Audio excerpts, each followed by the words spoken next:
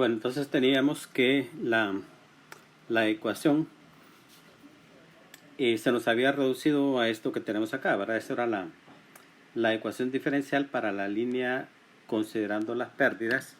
Y de acá esto nos podemos recordar un ejemplo que tal vez es conocido para nosotros. ¿Se acuerdan del oscilador armónico simple? ¿Verdad? Que lo que consistía es, si tenemos un resorte unido a una masa, el resorte tiene una constante K y la masa es M.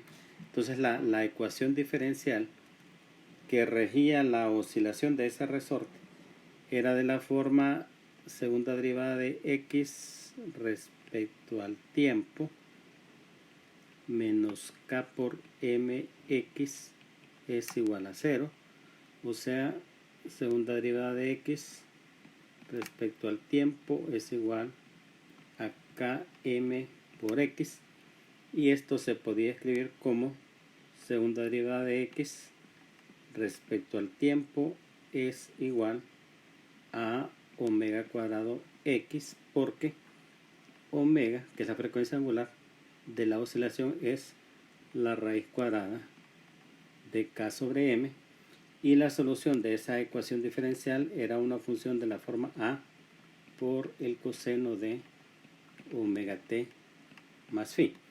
Pues entonces una ecuación que tiene esa forma es parecida a la que tenemos acá, ¿verdad? Esa es una ecuación que básicamente una ecuación diferencial de la misma forma. La única diferencia es que en el oscilador armónico estoy derivando respecto al tiempo y aquí estoy derivando respecto a z. Cambia la variable, pero la forma es la misma, y el parámetro en el oscilador armónico es omega cuadrado, y en la línea el parámetro es gamma cuadrado. Gamma es un número complejo acá y aquí omega es un número real, pero básicamente la ecuación diferencial tiene la misma forma y la solución tiene la misma forma, considerando obviamente la diferencia en que acá x es una función real y aquí bs es una función compleja, pero el equivalente, digamos, a la función coseno real en forma compleja es la exponencial compleja, de manera que la solución de esa ecuación diferencial es una función, que tiene esta forma: b sub 0 por e a la menos gamma z. Y de hecho esto representa una onda que viaja hacia la derecha, y si eso es una solución, una onda que viaja a la izquierda también es una solución. Entonces por eso se ponen las dos.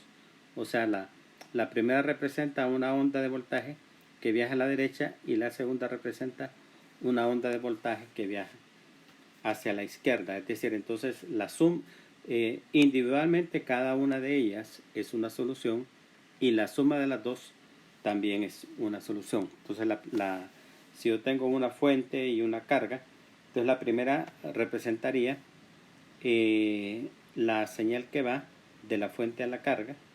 Esa señal, una vez que llega a la carga, rebota, y la segunda representa entonces la señal que va de regreso de la carga a la fuente, y en una línea puede suceder que ambas estén presentes simultáneamente y por tanto las dos son soluciones. Ahora debemos recordar acá lo que mencionamos al inicio, ¿verdad? Y es que habíamos representado el voltaje como una función ZT, que depende de Z, depende de T, y que la expresamos de esta manera, donde lo que hemos hecho es separar la función en dos. La primera, que es lo que le llamamos el voltaje fasorial, que es la parte de la función que depende de Z, que es esta que está acá, y la otra que es la parte que depende del tiempo, que es el e a la j omega t. Entonces, en la ecuación diferencial, como el E a la J omega T se canceló, en la ecuación diferencial a la final solamente quedó el voltaje fasorial. O sea que esta solución que yo estoy encontrando acá es la del voltaje fasorial. Solamente, si yo quiero la solución completa, entonces al BS, o sea, a esto que está acá, que es el BS, tengo que multiplicarle por E a la J omega T para tener la solución completa. Tomemos el caso de que hay una línea de transmisión donde solamente tengo la parte de la onda que se desplaza hacia la derecha. Entonces el BZT va a ser el voltaje fasorial por E a la J omega T. Como habíamos dicho, para hacerla completa lo multiplicamos por la parte del tiempo. Y la solución, según lo que nos dio la ecuación diferencial, nos dice que el BS es esto. B sub 0 E a la menos gamma Z, que multiplicado por esto, entonces nos va a dar la solución completa, que es esto, ¿verdad?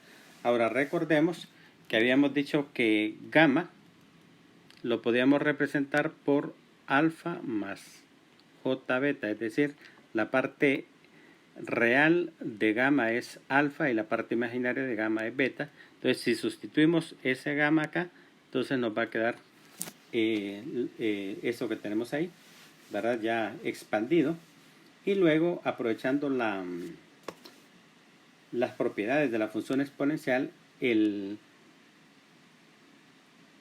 E a la alfa Z lo podemos separar y lo dejamos acá, para que aquí me quede solamente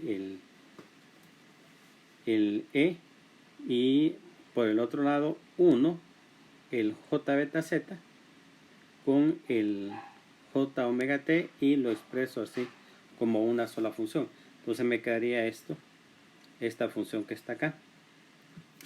Y por último, recordemos que el B0 complejo, que es la magnitud compleja, incluye, ¿verdad?, a la constante de fase.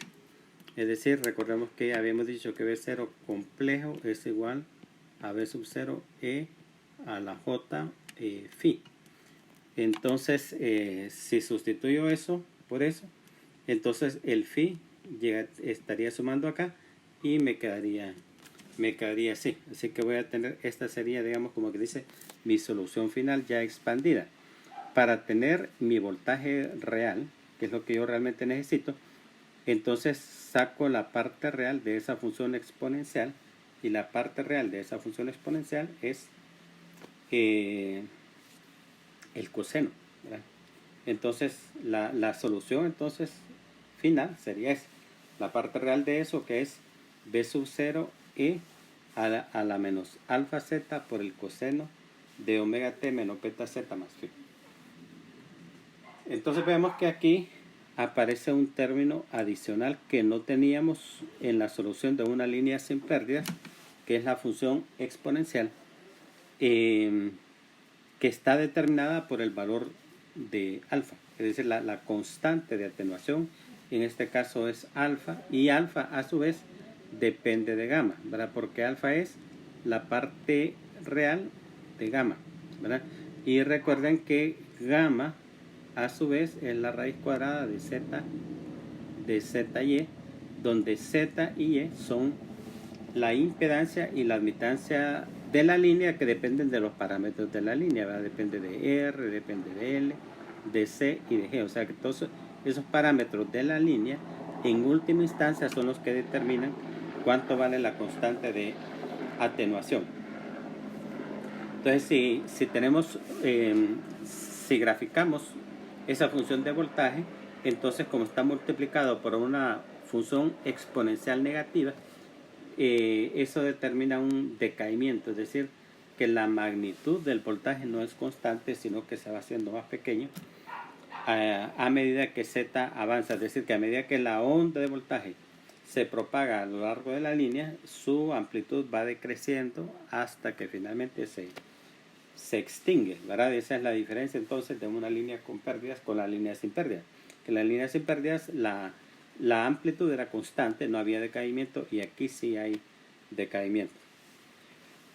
Así como hicimos la solución de la ecuación diferencial para el voltaje, de manera parecida podemos hacer tomar la segunda ecuación diferencial, que es la segunda ecuación diferencial de la corriente, y si lo hacemos nos va a dar que la solución para la corriente es algo similar, que es esto, y por tanto entonces la corriente también tiene decaimiento.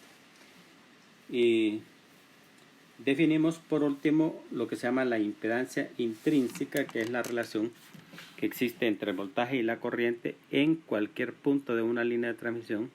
Pero, o sea, si yo tengo una línea de transmisión y en cualquier punto de ella encuentro la relación que hay entre el voltaje y la corriente, evaluado en cualquier punto, digamos acá o acá o acá, entonces puedo encontrar que eso es una constante.